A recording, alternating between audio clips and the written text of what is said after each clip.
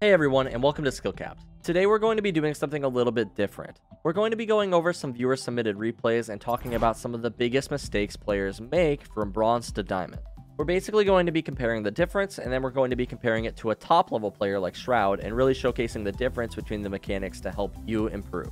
You can learn a lot from watching professional players, and most of it doesn't even have to do with aim. Aim is something you'll improve slowly over time, but the most important things you need to focus on are what gunfights you're taking and how to prepare for those gunfights, because the real skill in this game isn't necessarily just being able to land your shots, it's more about knowing what gunfights to take that will give you the most optimal chance of landing your shots. Because if you were an aimbot, you could pretty much take whatever fight you wanted to, but you're probably not an aimbot. Your aim is probably average, maybe slightly above average if anything. So let's focus on the important things today and help you win more gunfights. But before we get into it, let's introduce our question of the day, which is how many hours a week do you spend VOD reviewing? I'm curious if people actually spend time looking over their games. And no, not just watching over all of your good plays and talking about how good you are, like actually going through your games and thinking about what you could have done better. This would be easier with a replay system built into the game, but maybe Riot gets around to that eventually. Anyways, let's start off with our first replay coming in from a Bronze 3 player named Asphyxia. They're going to be playing Sage on Icebox. Their team is actually doing pretty good so far. They're up 3-0. It looks like they're looking for some map pressure on the middle of the map. Now, plays in the middle on Icebox can either go very well or very poorly, but notice how after Jet gets the kill on the player on Boiler, Asphyxia immediately goes for the wall in middle to call for a B play.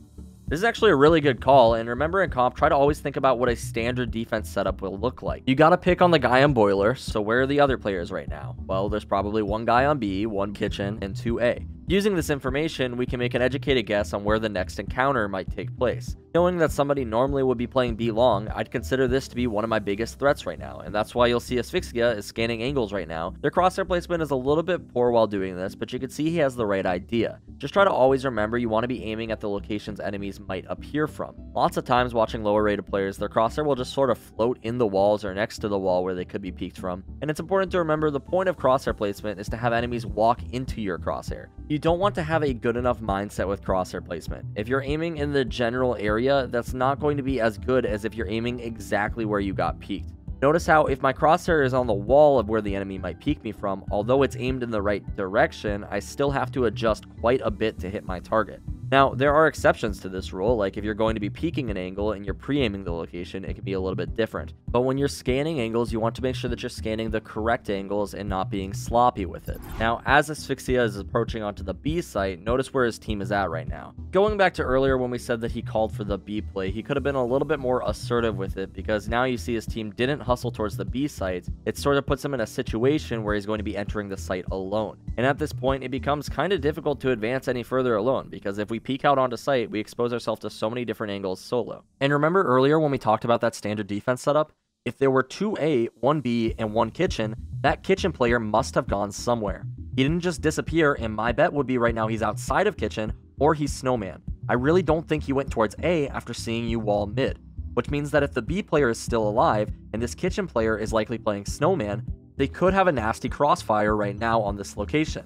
Now that alone makes this peek really dangerous, which is why if you want to peek this, you need to use some sort of utility to block off Snowman, but rather than going through tube, you try to walk up the other way and use the walls to isolate your angles. You can't really isolate very many angles from inside the site, but from the right side, you can at least push through towards Snowman and hold this angle, rather than putting yourself in a bit of a predicament in the center of sight. Now, let's go to when Asphyxia actually peeks this angle. Notice, first of all, the first point of contact is going to be from the corner of yellow. Remember our slicing the pie concept that we've talked about in many videos? There's lots of angles that need to be cleared here, and just swinging out like this could easily result in your death. But actually, it doesn't. And even like I mentioned before, how there could be a crossfire here, there isn't. This is something important I want to mention to players. Just because you don't get punished for something doesn't mean that you made the right decision. But let's continue anyway, and we'll come back to that. Notice how after they peek out, they spot the enemy raise on the corner of their screen and immediately unpeek. And then they go for a wide swing from the same position. Unfortunately, the raise has a judge and jumps, throwing off their aim and grabbing the kill.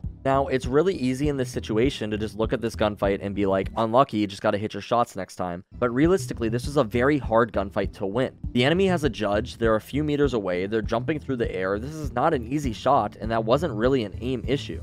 The issue was pretty much that Asphyxia had to peek this so awkwardly from inside the tube because they didn't have any utility to help them isolate angles. They didn't know if anyone was playing Snowman, they didn't know if anyone's yellow, they are attempting to peek into a Crossfire. This is really not a favorable engagement. And the solution here in the future is probably going to be, rather than attempting to push into an area like this alone, just wait for your team. Wait for your Jet to push through so he can smoke off Snowman, request a recon from Sova, a smoke from Brimstone when he's pushed up, or, more importantly, after you and Raze spot each other, just recognize you don't need to wide swing her right now. Look where your team is positioned right now. There's no way this Raze pushes you, and that's exactly what she tried to do. If you actually fall back here, your team probably still kills Raze, and you get to stay alive. Or, if you don't re-peek, and then she actually decides not to push, your team smokes off Snowman, and you double swing her wide and kill her. She is a judge right now. She can't exactly fall back from this position, so after you know that she's there, you don't need to take a gunfight immediately. This is the point where you can be more patient, wait for your team, and then use your numbers to overwhelm them. So we went through a lot there in that round, so let's recap before we move on to what this would look like from a diamond player. The biggest things I'd say to work on there were probably keeping your crosshair so it isn't floating in walls when pre-aiming locations,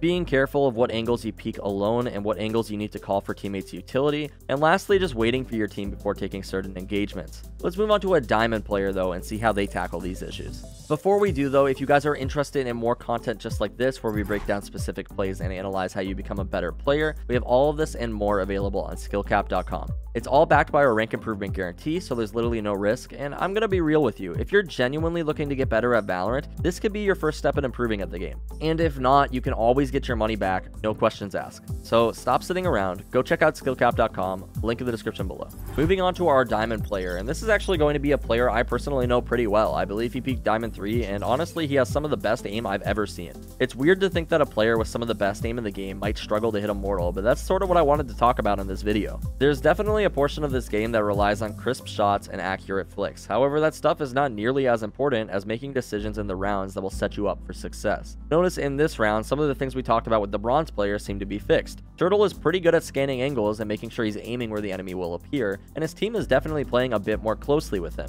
Notice how, again though, when Turtle swings out onto sight, there's not a lot of utility being used in this area. His Astra used a bunch of her utility in Heaven, but she didn't end up smoking screens for him on this push, and because of that, we run into a similar situation that we had in the Icebox game. Turtle is exposed to a lot of angles, and it makes it difficult for him to push out because of that. You can see he's afraid of players being in Hell, he's afraid of players peeking him on screens, he's afraid of players on sight. This could have been avoided if Astra actually just used her smokes for screens, and this is generally what players are going to tell themselves in games. Man, if our controller just smoked for us, that round could have been completely different. And then there's the people who say, oh, if I just asked Astra to smoke, this round could have been entirely different. And then finally, there's the people who would say, if Turtle, rather than pushing towards Hell to clear that out, instead let his teammates clear that and went to wall screens, this round could have been completely different. Because what's going to end up happening is Turtle will drop down in Hell, and then he's running towards sight. 3 of his teammates die to Jet, who is uncontested in screens. And even though at the end of the round, Turtle ends up picking up a kill on the enemy Raze, he is partly to blame for the fact that 3 of his teammates just died. And that stuff goes unnoticed when at the end of the round, players have that whole I got mine mentality, because at the end of the day, Turtle's KDA goes up from this round and his team's doesn't. So that means 15 rounds into the game when the stage is top fragging and she gets to say, if my duelists were just better. But on the same note, at the end of the day, he ended this round with full utility. If you're wondering specifically what I'd say was most wrong from this round, it's mostly just his decision to backtrack to clear Hell rather than using his positional advantage to push forward and wall off the entire site. When he's the first one in, it's really important that he grabs this space, and instead, if you look, he actually starts to give them more space, which was really detrimental for this round.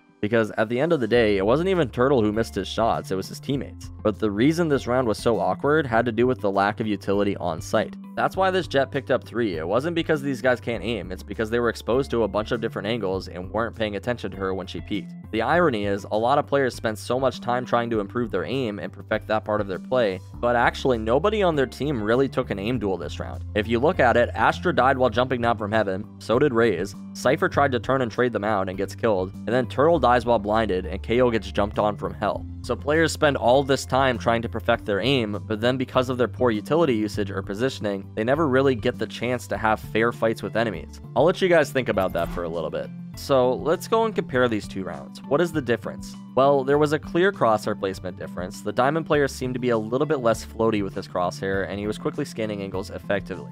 The Diamond player played more closely with his team, which I'm not going to super fault the Bronze player for. He was probably making the right play until he swung out into the open. That's a point where he probably should have waited for his team. But in both clips, they seemed to fail to request utility from their teammates, and in both clips, they had a tendency to put themselves into unfavorable positions. In the Bronze game, taking that fight from inside tube probably wasn't the right choice, and in the Diamond clip, doubling back towards Hell probably wasn't the right choice. Ironically, in the Bronze clip, the utility usage was actually technically better, seeing as he actually used utility and the Diamond player didn't. But overall, I'd say between these two clips, it didn't really feel like aim was the issue for either of these players. Neither of them died in these rounds because of their aim, they died because of the decisions they made in the round. And that's the biggest thing I want players to recognize from this video. Your aim's going to be an issue sometimes. People miss shots, but most of the time your aim is not going to be the problem. Let's finish off this video by taking a look at a clip from Shroud and comparing some of the things we just talked about. Obviously, Shroud is a player with incredible aim that doesn't even need to be said, so let's take a look at how he plays this round. Notice how at the start of the clip he's holding catwalk for his team as they are pushing up mid. Raise your hand if somebody has ever walked up behind your team from catwalk on ascent and killed you guys in mid. Yeah, it's really frustrating. Shroud even used his molly to even guarantee that nobody pushes through catwalk here. He wants to make it clear to a catwalk player that somebody is watching this angle. This way, he can go do something else, and hopefully this catwalk guy got the message and goes away. Now, notice how when he doubles back to go to B main, he uses a flash. This is something a lot of players seem to overlook. Just because your team is pushing into market does not mean that there is nobody in B main. In fact, if there is a player in B main, it's very likely that he's holding this close angle. Lots of players would try to save their utility for later in the round, but as we were talking about earlier, lots of players also die without ever using their utility. Flashing into B main might be lame, but you know what is more lame? Dying because you tried to take B main solo without using utility. Now, notice how Shroud plays this round once he pushes towards site. He uses his knife to recon spawn and tags 2 players. Immediately after, his Jet goes to get herself killed, and Shroud realizes he needs to pick up a kill because he's now in a 2v4. You guys are good at math. What does it look like when you're in a 2v4 and the enemy team trades their kills out effectively? It looks like you're going to lose the round. This is why Shroud pushes for a kill. His team doesn't have the advantage, and if they just play back, they're likely going to lose this round. Luckily, he finds himself 2 kills, and this is where the aim thing starts to come in. I'm going to pause the round here. What has Shroud done this round? Even as far back as holding the smoke and using his molly so his team doesn't get flanked, towards pushing into B main, these are all just safety precautions. Nobody was in B main and nobody ended up pushing up catwalk. But the moment you decide to greed and say, well, maybe they're not here, is the moment that you're going to get punished for dry peeking something stupid. Shroud may have incredible aim, but none of that matters if he doesn't take these precautions that he needs to get to the point where he can use that aim. Now, notice how Shroud, after picking up those 2 kills, falls back onto site, using his ultimate now to stall out their push for just a little bit longer. This is so his teammate can get the spike down, using his 3rd knife of the round to scout for more info as well as stall even longer off of the silence. Then he communicates with his teammates on how they're going to play the 2v2 by peeking off of Jordan's contact, and notice how he doesn't even panic here after getting silenced. Many players might back off or get scared, but the silence doesn't prevent him from shooting, and that's all he needs to trade out this kill. Then lastly, Shroud uses his last flash, placing it perfectly to grab the final kill in the round. Shroud has incredible aim, but he also used all of his utility, including his ultimate, and even using his knife 3 times throughout the round.